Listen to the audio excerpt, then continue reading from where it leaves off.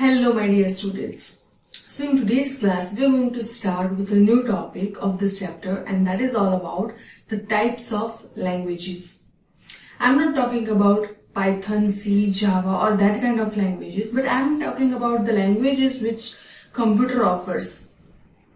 Because when I am writing a program, I'm writing it in the language which I understand. Languages like C programming, C++, C Sharp, Java, Python, etc.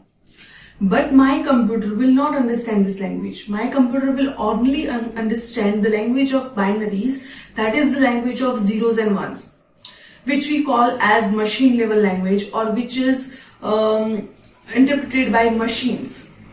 This language are not easy to understand by the humans. So how do we communicate with the machines? How do I tell my computer system that I want to make a program of calculator and you have to perform the task of calculator, right? So how do this communication take place will only be understand if you understand the types of languages available. So basically there are three types of languages available, as you can see over here. First is machine level language, second is assembly language, and third is the higher level language. As the name suggests, machine level language is the language which can be understood by the machines only, and the higher level language is the language which can be easily understood by the humans. And the assembly level language is the language in between both of this, machine level language and the user level language, that is the higher level language. Now what are the advantages and disadvantages of this languages? We are going to study it in this lecture, so don't worry. And I'm also going to give you some examples of this language and the definition of this language. So stay tuned. So first we will be starting with the machine level language. This language is easily understood by the machines, but it is very difficult for the human to understand this. As the machine can easily understand this language, we do not need any program in between, or say we do not need to convert it into another language. So in short, this language runs faster. The execution time of this language, suppose you are writing a program in machine language, then you don't need to convert it into another language, because machine can directly understand the machine level language, right? So the execution of machine level language is the fastest, right? And there is no need to translate, right? So there are the advantages and the disadvantages. It is very difficult to understand for humans, and it is machine dependent, right? So you can see the example I have given, that if you want to represent 6 in the machine code, or say in the binary language, you can write it as 0101. Now how do you write this, or how do you decide this, or what will be the code for other numbers or other things that you're going to study in the higher semester subject named as Digital Fundamentals. So I'm not going to go deeper with this logic right now. As of now, please understand that the machines can only understand the language of zeros and one. Now there is another language that is known as higher level language. Higher level language can only be understood by humans, and this is very similar with the English type language. So whenever you are writing a program, whatever language you are using, whether it is C, Python, Java, etc., this all language are considered as the higher level language.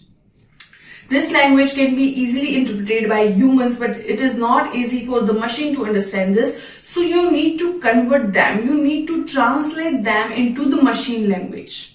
And that's why translation is needed, and that's why the execution time is slower than the machine language. So the execution time of higher level language is slower than that of in machine level language. So what are the advantages? It is very easy to understand by user and it is machine independent. But the disadvantages are the poor control over the hardware and it is slower to execute than the machine level language.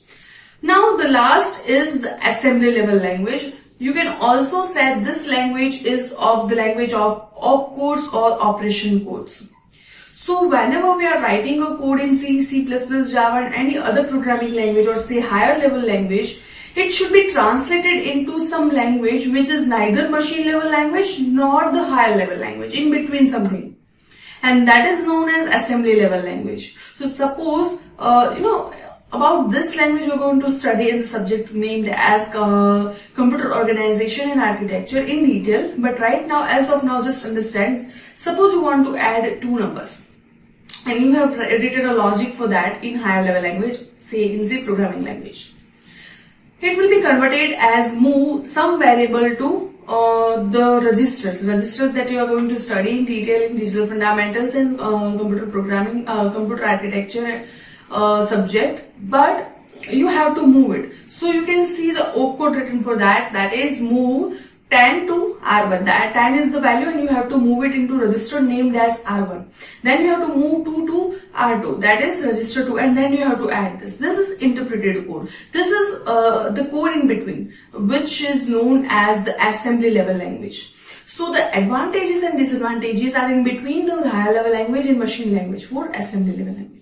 Say it is faster to execute than higher level language but slower than machine level language. It is easy to understand than machine level language but it is difficult to understand than the higher level language.